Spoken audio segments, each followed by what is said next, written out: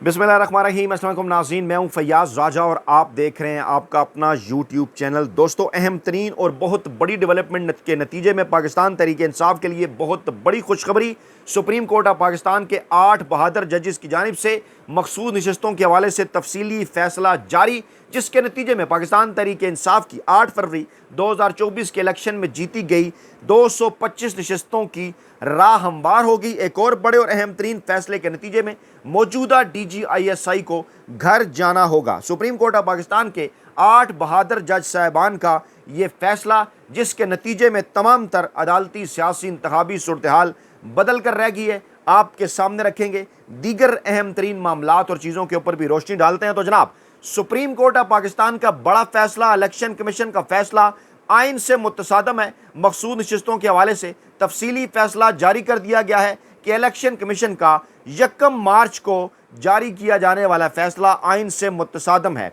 मखसूस नशस्तों के हवाले से तफसीली फैसला 70 सफ़ात पर मुश्तमिल है। तफसीली फैसला जस्टिस मंसूर अली शाह ने तहरीर किया है, जिसके ऊपर जस्टिस मंसूर अली शाह साहब के साथ साथ जस्टिस मुनीब अख्तर, जस्टिस मोहम्मद अली मजहर, जस्टिस आयशा मलिक, जस्टिस अतर मिनुल्लाह, जस्टिस हसन अजहर रिजवी, जस्टिस शाहिद वईद और जस्टिस इरफान सादत खान के, यानी कि 8 जजेस के दस्तखत हैं। सुप्रीम कोर्ट ने मखसूस नशस्तों से मुतल्लिक अक्सरियती फैसला उर्दू ज़ुबान में भी जारी करने का हुक्म दे दिया है। अहकामात के मुताबिक उर्दू तर्जमे को केस रिकॉर्ड का हिस्सा बनाया जाए, वेबसाइट के ऊपर भी अपलोड किया जाए। आपको पता है ये उर्दू का फैसला किन के लिए जारी किया गया, किन के लिए अपलोड कराया जा रहा है। वो इमरान खान ने कहा था ना कि एक तो ये पढ़े लिखे नहीं है, ऊपर से फिर ये कोशिश भी नहीं करते। वो तमाम लोग जिनको अंग्रेज़ी में सुप्रीम कोर्ट ऑफ पाकिस्तान का फैसला समझ नहीं आया या समझ नहीं आ सकता, उनके लिए उर्दू में भी जस्टिस मंसूर अली शाह ने अहकाम दिए कि यह फैसला जारी किया जाए। तफसीली फैसले में बताया गया कि supreme court Peshawar high court के फैसले को कलअदम करार देती है। इलेक्शन में सबसे बड़ा स्टेक अवाम का होता है। इंतखाबी तनाज़ा बुनियादी तौर पर दीगर सिविल तनाज़ात से मुख्तलिफ होता है। ये समझने की बहुत कोशिश की कि सियासी जमातों के निज़ाम पर मबनी पार्लिमानी जमहूरियत में इतने आज़ाद उम्मीदवार कैसे कामयाब हो सकते हैं। ये बड़ा इंपॉर्टेंट नुक्ता है। पाकिस्तान की तारीख़ के अंदर इतने आज़ाद उम्मीदवार कैसे और क्यों कर कामयाब हो गए। डेफिनेटली उनका ताल्लुक़ किसी सियासी जमात के साथ था और अवाम ने उन्हें उसी सियासी जमात यानी पाकिस्तान तहरीक इंसाफ का समझ कर ही उन्हें इतनी बड़ी तादाद में वोट दिए। फैसले के मुताबिक इस सवाल का तसल्ली बख्श जवाब नहीं दिया गया हमें इलेक्शन कमीशन की जानिब से कि क्यों कर इतने आज़ाद उम्मीदवार कामयाब हुए हैं। पाकिस्तान तहरीक इंसाफ का यह दावा था कि आज़ाद उम्मीदवार पाकिस्तान तहरीक इंसाफ के उम्मीदवार थे और PTI के मुताबिक वोटर्स ने उनके PTI उम्मीदवार होने की वजह से उन्हें वोट दिया। तहरीरी फैसले में बताया गया कि इलेक्शन कमीशन के 1 मार्च के फैसले की कोई कानूनी हैसियत नहीं है। इलेक्शन कमीशन का 1 मार्च का फैसला आइन से, कानून से मुतसादम है। सुप्रीम कोर्ट ने इलेक्शन कमीशन के रवैये पर भी हैरानी का इजहार कर दिया। अदालत ने कहा कि इलेक्शन कमीशन बुनियादी फरीक मुखालिफ के तौर पर केस लड़ता रहा, हालांकि उनका काम साफ शफाफ इलेक्शन कराना है। वो जनाब मुखालिफ फरीक किस तरह से हो सकता है? इलेक्शन कमीशन का बुनियादी काम साफ शफाफ इलेक्शन कराना है। इलेक्शन कमीशन की जानिब से इंतखाबी अमल में नुमाया गलतियों के बायस अदालती मुदाखलत ज़रूरी हो जाती है। और एक और अहम चीज़, अहम तरीन फैसला, रूल 94 आइन और इलेक्शन एक्ट 2017 से मुतसादम है। यानी हाल ही के अंदर इलेक्शन एक्ट 2017 के साथ जो छेड़छाड़ की गई वो कानून से मुतसादम है। रूल 94 मखसूस नशस्तों की अलाटमेंट के तरीक़ाकार से मुतल्लिक है। इंतखाबी रूल्स इलेक्शन एक्ट के मुताबिक ही बनाए जा सकते हैं। इंतखाबी रूल्स में कोई ऐसी चीज़ शामिल नहीं की जा सकती जो इलेक्शन एक्ट में मौजूद ना हो। रूल 94 की वजाहत में साफ लिखा गया है कि सियासी जमात उसे तस्वर किया जाए जिसके पास इंतखाबी निशान हो। 94 की वजाहत आइन के आर्टिकल 51(6) और इलेक्शन एक्ट की शिक 106 से मुतसादम है। यानी इलेक्शन ना होने पर मखसूस नशस्त ना दिया जाना इलेक्शन कमीशन की तरफ से इजाफी सज़ा है। इंतखाबी निशान ही सिर्फ छीन सकता है इलेक्शन कमीशन। लेकिन ये बात बड़ी इंपॉर्टेंट है कि अगर इलेक्शन किसी सियासी जमात का कबूल ना किया जाए तो उसके जो पहले से उम्मीदवार हैं पिछले इलेक्शन के नतीजे में वो उम्मीदवार बहाल हो जाते हैं और उन ओहदों के ऊपर जो लोग थे मौजूद थे जो है वो पाकिस्तान तहरीक इंसाफ के ओहदेदारान उन ओहदों के ऊपर मौजूद थे जो उससे पहले के ओहदे थे उनके पास, यानी अगर इस इलेक्शन को इलेक्शन कमीशन ने तस्लीम नहीं किया, इंतखाबी निशान छीन लिया, लेकिन बतौर सियासी जमात पाकिस्तान तहरीक इंसाफ अपनी जगह मौजूद है, उनकी पार्टी के ओहदेदारान भी अपनी जगह मौजूद हैं, उनके पार्टी टिकट भी अपनी जगह पर मौजूद हैं, और लोगों ने पाकिस्तान तहरीक इंसाफ ही को वोट दिया जिनको इलेक्शन कमीशन ने आज़ाद उम्मीदवार डिक्लेयर किया था। सुप्रीम कोर्ट बल्ले के निशान के केस में पार्टी के आइनी हकूक़ को वाज़े कर देती तो कन्फ्यूजन पैदा ना होती, यानी कि काजी फैज़ ईसा साहब का और उनके साथ जो दीगर जजेस थे मुसरत हलाली वगैरह, उनके फ़ैसले के ऊपर भी तहफ़्फ़ुज़ात का इज़हार कर दिया। वाज़े तौर पर सुप्रीम कोर्ट ऑफ पाकिस्तान के 8 रुकनी बेंच ने, और उसके मुताबिक सुप्रीम कोर्ट बल्ले के निशान वाले केस में पार्टी के आइनी हकूक़ वाज़े करती तो कोई कन्फ्यूजन पैदा ना होती। इलेक्शन कमीशन ने भी अपने हुक्मनामे में PTI के आइनी हकूक़ वाज़े नहीं किए। अदालत और इलेक्शन कमीशन को, यानी सुप्रीम कोर्ट और इलेक्शन कमीशन को मद्देनज़र रखना चाहिए था कि इंतखाबी शेड्यूल जारी हो चुका है, वाज़े कानून के बगैर किसी को भी सज़ा नहीं दी जा सकती। आइन में दिए गए हकूक़ को कम करने या कदगन लगाने वाले कवानीन का जायज़ा तंग नज़री ही से लिया जा सकता है। जमहूरियत में इनफरादी या इज्तमाही हकूक़ में कम से कम जो मुदाखलत है वो यकीनी बनानी चाहिए। इंट्रा पार्टी इंतखाबात ना करने की सज़ा इंतखाबी निशान वापस लेने से ज़्यादा कुछ नहीं। इंतखाबी निशान वापस लिए जाने का ये मतलब हरगिज़ नहीं कि सियासी जमात के जो आइनी हकूक़ हैं वो ख़त्म हो गए हैं। फैसले में कहा गया कि इलेक्शन कमीशन मुल्क में जमहूरी अमल का ज़ामिन है, हुकूमत का चौथा सतून है। इलेक्शन कमीशन फरवरी 2024 में अपना ये किरदार अदा करने में नाकाम रहा। फैसले में बताया गया कि अवाम की ख्वाहिश और जमहूरियत के लिए शफाफ इंतखाबात ज़रूरी हैं। तहरीक इंसाफ कौमी असम्बली में मखसूस नशस्तों की हकदार है। इलेक्शन कमीशन मखसूस नशस्तों पर तहरीक इंसाफ के उम्मीदवारों को फिलफौर नोटिफाई करे। अवाम का वोट जमहूरी गवर्नेंस का अहम जुज़्व है। आइन अवाम को अपना जमहूरी रास्ता बनाने और अपनाने का इख्तियार देता है। इसके अलावा सुप्रीम कोर्ट ऑफ पाकिस्तान ने PTI को रिलीफ देने पर वजाहत भी कर दी। उन्होंने बताया कि PTI की केस बनने में फरीक बनने की दरख्वास्त हमारे सामने मौजूद थी और अमूमी तौर पर फरीक बनने की दरख्वास्त पर पहले फैसला किया जाता है। तफसीली फैसले में 8 जजेस ने 2 जजेस के इख्तलाफी नोट पर भी शदीद तरीन तहफ़्फ़ुज़ात का इज़हार कर दिया। जस्टिस अमीनुद्दीन खान और जस्टिस नईम अख्तर अफ़गान ने 12 जुलाई के अक्सरियती फ़ैसले को आइन से मतसादम कैसे और क्यों कर करार दिया, और फैसले में कहा गया कि भारी दिल से ये बताते हैं कि जजिस अमीनुद्दीन और जस्टिस नईम अफ़गान ने जिस तरह से हमारे फ़ैसले से इत्तफ़ाक़ नहीं किया, जिस अंदाज में इन 2 जजेस ने अक्सरियती फ़ैसले पर इख्तलाफ का इज़हार किया, वो मुनासिब नहीं। और फैसले के मुताबिक ऐसा लगता है कि 2 जजेस अपनी हदूद से तजावज़ कर गए हैं।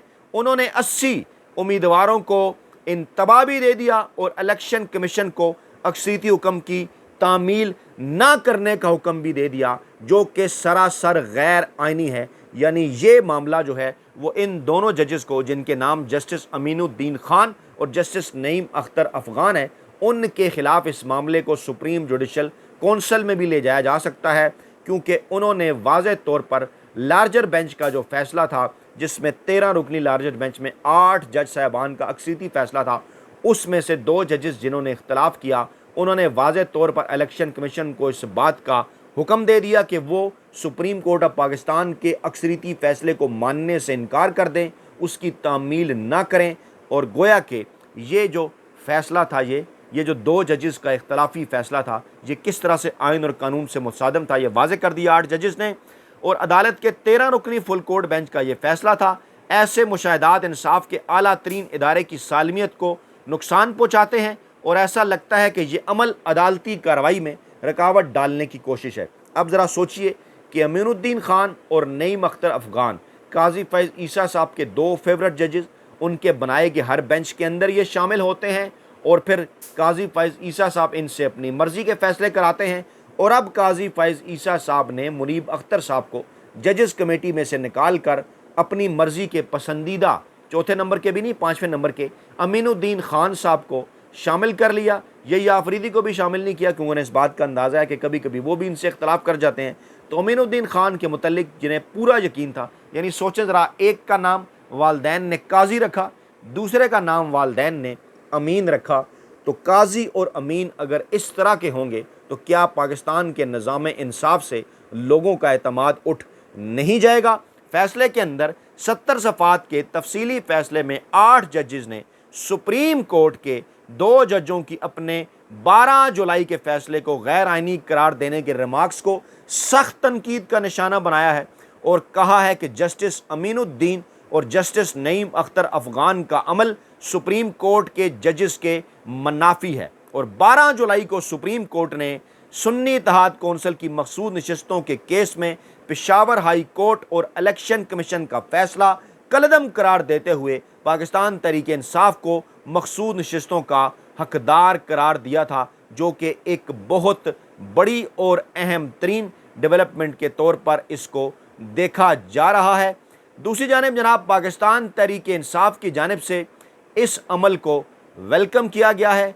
इलेक्शन कमीशन ऑफ पाकिस्तान से फिलफौर इस बात का मुतालबा किया गया है कि सुप्रीम कोर्ट ऑफ पाकिस्तान के फैसले की रोशनी में पाकिस्तान तहरीक इंसाफ को फिलफौर ये नशस्तें दी जाएं, क्योंकि ये पाकिस्तान तहरीक इंसाफ का हक़ है। मकबूल तरीन पार्टी को अगर आप स्पेस नहीं देंगे तो गैर सियासी क़ुव्वतों को फ़ायदा होगा, ऐसा कहना था बैरिस्टर गौहर का। उन्होंने कहा कि ये कोई जनाब उन्होंने वाज़े कर दिया कि किस तरह से सुप्रीम कोर्ट ऑफ पाकिस्तान ने ये आर्डर जारी किया और किस तरह से अब इसके ऊपर अमल करना है। इलेक्शन कमीशन ऑफ पाकिस्तान ने बसूरत दीगर आइन और कानून की खिलाफ वर्जी करने पर जो मौजूदा चीफ इलेक्शन कमिश्नर हैं उनके खिलाफ भी गद्दारी का जो मुकदमा है वो दर्ज किया जा सकता है।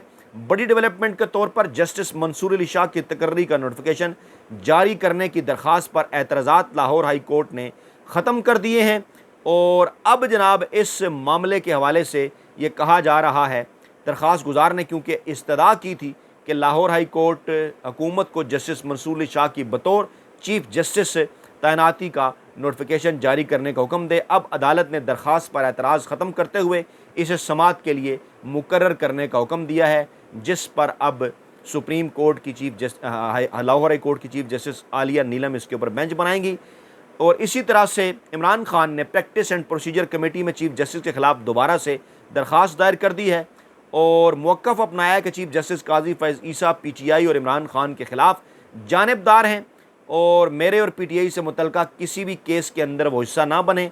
इससे पहले सुप्रीम कोर्ट ने इमरान खान की यह दरख्वास्त वापस भिजवा दी थी। इमरान खान ने वाज़े तौर पर यह दरख्वास्त दी थी कि 26 जुलाई को के चीफ जस्टिस काजी फैज़ ईसा ऐसे किसी बेंच की सरबराही न करें जो पाकिस्तान तहरीक इंसाफ की, इमरान खान की, उनकी अहलिया के ख़िलाफ़ केस की, PTI या सुन्नी इत्तेहाद कौंसिल से मामलात की समाअत कर रहा हो, क्योंकि वो मुकम्मल तौर पर जानिबदार हैं। इस हवाले से लाहौर हाई कोर्ट ने भी प्रैक्टिस एंड प्रोसीजर आर्डिनेंस 2024 के ख़िलाफ़ दरख्वास्त पर एतराज़ ख़त्म करने की हदायत करते हुए इसकी समाअत भी मुकर्रर करने की हदायत कर दी है कि फ़ौरी तौर पर इस केस को भी समाअत के लिए मुकर्रर कर दिया जाए, क्योंकि मौजूदा चीफ जस्टिस काजी फैज़ ईसा साहब अब बड़ी जल्दी में नज़र आ रहे हैं। इस आखिरी और हतमी मरहले के अंदर जो पाकिस्तान तहरीक इंसाफ और माफिया हैंडलर और सूरतकारों के दरमियान जारी है इस आसाब शिकन जंग का, आज इसकी जो ताज़ा तरीन अपडेट हैं सुप्रीम कोर्ट ऑफ पाकिस्तान के 8 रुकनी बेंच की जानिब से ये तफसीली फ़ैसला आने के बाद अब से थोड़ी देर पहले काजी फैज़ ईसा साहब ने प्रैक्टिस एंड प्रोसीजर कमेटी का, जो कि इस वक्त गैर आइनी और गैर कानूनी प्रैक्टिस एंड प्रोसीजर कमेटी है, जो कि आर्डिनेंस लाहौर हाई कोर्ट के अंदर चैलेंज हो चुका है, कहा भी गया है कि इस मामले को फिर फोर्स समाअत के लिए मुकर्रर किया जाए। चंद दिन पहले एक सदारती आर्डिनेंस के ज़रिए काजी फैज़ ईसा साहब की ख्वाहिश पर इसको बदला गया। ज़रा सोचिए तो सही कि मंदो खेल सोचिए सही ज़रा कि बंदयाल साहब को ये काम नहीं करने देना चाहते थे तो उनके ख़िलाफ़ इन्होंने 3 रुकनी कमेटी बना दी। वहाँ मंसूर अली शाह और काजी फैज़ ईसा साहब के मुतल्लिक जो है वो इनकी ख्वाहिश और ख़्याल था कि वो बंदयाल साहब को काम नहीं करने देंगे, अकेले फ़ैसले नहीं करने देंगे। ऐसा ही होता रहा। उसके बाद इनका ये ख्याल था कि मुनीब अख्तर साहब शामिल हो जाएंगे, बंदयाल साहब के जाने के बाद काजी साहब सरबराही करेंगे, मंसूर अली शाह दूसरे सीनियर जज, मुनीब अख्तर तीसरे सीनियर जज। इनका ख्याल था कि मामला ऐसे ही चलेगा, मुनीब अख्तर अकेले रह जाएंगे, मंसूर अली शाह और काजी फैज़ ईसा साहब इनके मुताबिक मिलजुल के फ़ैसले करते रहेंगे। लेकिन जब मंसूर अली शाह आइन के साथ खड़े हो गए तो फिर उन्होंने कहा कि अब मंसूर अली शाह साहब तो सीनियर जज हैं, उन्हें नहीं हटाया जा सकता, तो रेशो बदलने के लिए मुनीब अख्तर साहब को चेंज कर दिया, क्योंकि मंसूर अली शाह और मुनीब अख्तर आइन और कानून के ऊपर डट के खड़े हो गए थे, काजी फैज़ ईसा साहब अकेले रह जाते थे। तो एक बार फिर इस कानून को बदल दिया गया और अमीनुद्दीन खान साहब अपनी मर्जी के जज, जिनके मुतल्लिक तो नाम ही आ जाए तो सबको पता है कि नाम ही काफ़ी है, ये तो काजी फाइज ईसा साहब के कहने पे फैसला करेंगे, उनको शामिल कर लिया। आज इजलास भी बुला लिया, मंसूर अली शाह साहब शामिल नहीं हुए इजलास के अंदर। तहफ़्फ़ुज़ात का उन्होंने इज़हार कर दिया कि ये तो गैर आइनी गैर कानूनी काम है। अमीनुद्दीन और काजी फाइज ईसा साहब ने साजबाज कर लिया आपस में, और उसके बाद फिर नज़रसानी 63A की नज़रसानी का केस उन्होंने 30 सितंबर को लगा लिया। बड़ी जल्दी में नज़र आ रहे हैं, जिसमें काजी फैज़ ईसा साहब होंगे, मुनीब अख्तर साहब को भी शामिल कर लिया ज़रा वैसे ही टेस्ट के लिए ना, और बाकी अमीनुद्दीन खान, जमाल खान मंदोखेल इनके फेवरेट जज, और साथ हैरान कुन तौर पर एडहाक जज मज़र आलम मियाँ खेल को भी शामिल कर लिया, जो कि इस केस के हवाले से पहले ही अपनी राय दे चुके हैं। यानी यूँ उन्होंने इस बात के चांसेस पैदा कर लिए कि 4-1 से इस मामले को भी बदल दिया जाए, और वो तमाम लोग जो फ्लोर क्रॉसिंग करें पाकिस्तान तहरीक इंसाफ के, उनको इजाज़त दे दी जाए और उनका वोट शुमार किया जाए। लेकिन काजी फैज़ ईसा साहब, आपकी सब ख्वाहिशें पूरी नहीं होने दी जा रही, नहीं होने जा रही, क्योंकि डट के खड़ा है कप्तान। अपना बहुत ख्याल रखिएगा, दुआओं में याद रखिएगा। नई वीडियो के साथ जल्द हाजिर होंगे। अल्लाह ने के बाद।